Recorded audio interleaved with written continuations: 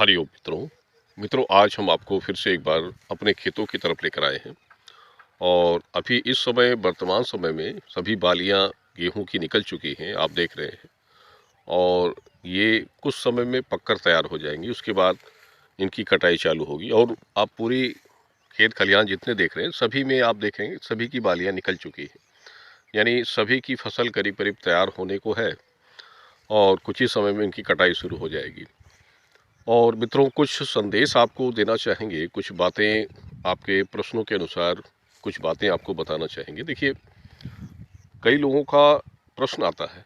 और एक बात ये आपको बता दें कि 2023 करीब 2 माह बीत चुके हैं, तीसरा महीना चल रहा है और 2 महीने में हमें काफ़ी सारी सूचनाएं प्राप्त हुई हैं। जैसे व्हाट्सएप पर जो लोग जानकारियां लेते रहते हैं, करीब 2-3 वर्षों से सभी की व्हाट्सएप हमारे पास सुरक्षित होते हैं। तो हमने उन सभी के जो संदेशों को देखा, कई सूचनाएं ऐसी प्राप्त हुई जिनकी इच्छाएं प्राप्त हो जाती हैं, उनको सुख मिल जाता है उनकी कामना की।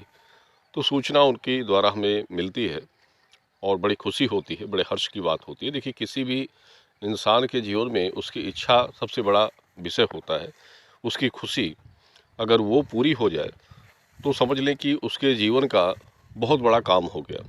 और यही हम भी चाहते हैं सभी के लिए। तो इसके लिए ज़रूरत होती है कि आप सभी उसमें अपना सहयोग प्रदान करें। क्योंकि देखिए, हम किसी को कुछ भी बताते हैं तो हमारा बताना फ़र्ज होता है। कोई उपाय हो, कोई जानकारी हो, कुछ भी हो, तो वो हमारा बताना एक फ़र्ज होता है। हम आपको बता सकते हैं, लेकिन जो कुछ करना होता है वो आपको करना होगा। अगर आप उसे करेंगे तो उसका फल आपको ही मिलेगा, और नहीं करेंगे तो वो फल आपको प्राप्त नहीं होता है। कहने का तात्पर्य है कि आप बताई गई चीज़ों का अनुसरण करिए, क्योंकि जो चीज़ें हम आपको बताते हैं वो बहुत ही अच्छी चीज़ें होती हैं, बहुत बड़ी चीज़ें होती हैं। और उसको कुछ लोग करते नहीं हैं, तो ये उनकी बहुत बड़ी गलतियाँ होती हैं। क्योंकि देखिए, समय बहुत ही बलवान होता है। और कोई भी समय हो, अगर आप एक निश्चित समय के उपरांत कोई काम नहीं सिद्ध करते हैं तो समय निकल जाने के बाद वो काम आपका फिर नहीं होता है। इसलिए समय के रहते हुए आप उस काम को पूरा कर लीजिए, तो ये आपके लिए सबसे अच्छा होता है। और देखिए, सबसे ज़रूरी चीज़ क्या होती है? सबसे ज़रूरी चीज़ होती है, जैसे जिनको संतान की कामना होती है, कन्या 2-3 हैं, अब चाहते हैं कि पुत्र की कामना पूरी हो जाए, तो एक ज़रूरी होता है कि एक सही नियमों का चयन करके चलिए। देखिए, 3 चरण हमने इसमें बनाए हैं, 3 चरण।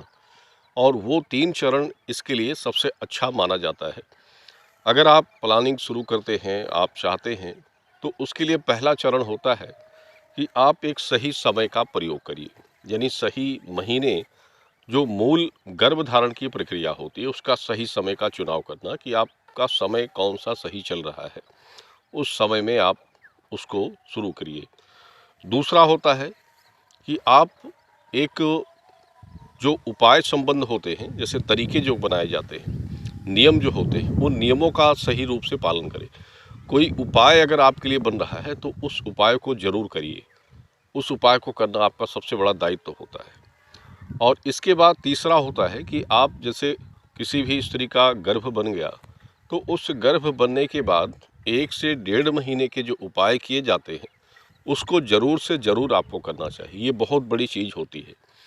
और ये तीनों चरण अगर आपने सही ढंग से पूरा कर लिया है, तो पूरा विश्वास है कि 90 से 100% है कि आप अपनी उस कामना को प्राप्त करते हैं जिसके लिए आपने सभी प्रयासों को किया है।